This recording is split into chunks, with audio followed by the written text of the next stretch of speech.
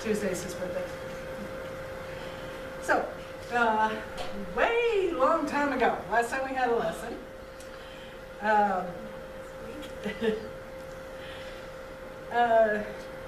Elijah got discouraged. God told him to anoint a replacement for him named Elisha. And they began traveling as a team, Elijah doing what God told him to and Elisha helping him. Elijah had prophesied that King Ahab would die. And remember that he did. He died in battle. And they washed his chariot in a pool of water and the dogs cleaned it up, just like God had said would happen. And his son then became the next king of Israel.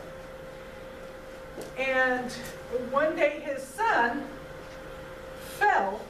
The Bible says through the lattice on the roof. So evidently he was on the patio that many Israelites would create on their roof, because it was a very warm region and it was really nice on the rooftops, and he evidently fell off. And so he called his people to him and he asked them, or told one of them, run to the neighboring kingdom and go into their temple to Baal and ask if I'm going to live or die. So the messenger went on his way to do what the king told him to. Elijah met him on the way and he said, okay, messenger, you go back to the king and you tell him that God has asked him, is there no God in Israel? Is that why you're sending to Baal to find out if you're going to live or not? And the messenger did what Elijah said. Instead of doing what the king said, he did what Elijah said. And when the king heard it, he said, what did the man look like who told you that? And the messenger said, well, he was really hairy and he wore a leather belt. And the king said, that's Elijah. So he called his captain of one of his groups of men. The army is divided into different groups with a leader over each group. He called one of the leaders and he said, I want you to take the 50 men under you. I want you to go get Elijah and I want you to bring him to me. Well, the man gathered up his red shirts and he went to Elijah, who was sitting on top of a hill, and he said, Elijah, get down here and come see the king. You're the man of God the king wants to see. And Elijah said, oh, well, if I am a man of God, then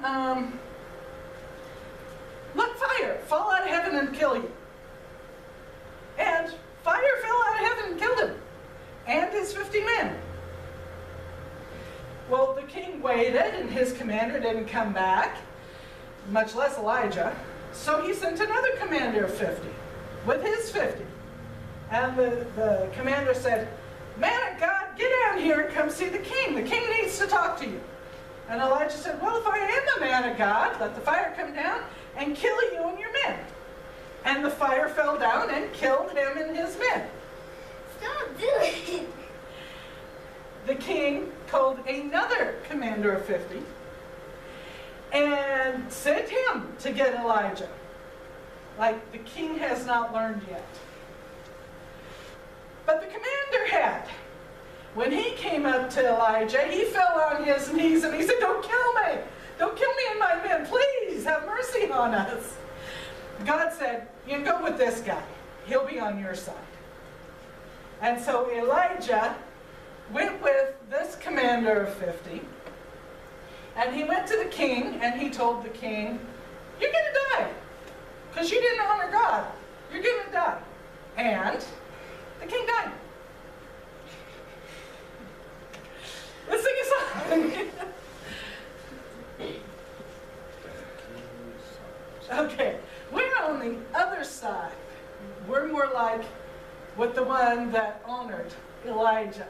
We're in God's army. He's our commander. Okay? Can you march? I'm in the Lord's army.